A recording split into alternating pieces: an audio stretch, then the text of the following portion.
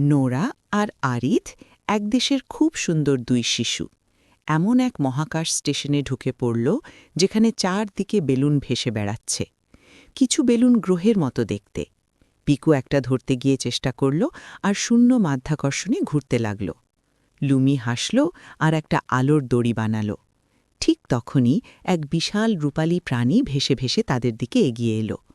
তার মাথায় কাচের তৈরি একটা হেলমেট আর শরীরটা নরম মেঘের মতো।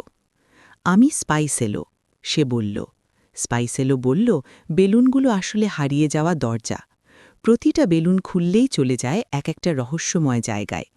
নোরা জঙ্গলের ছবি আঁকা একটা বেলুন ধরল, আরিদ আগ্নেয়গিরির ছবি আঁকা একটা বেলুন ধরল, পিকু সমুদ্রের ছবি আঁকা একটা ছোট্ট বেলুন ধরল।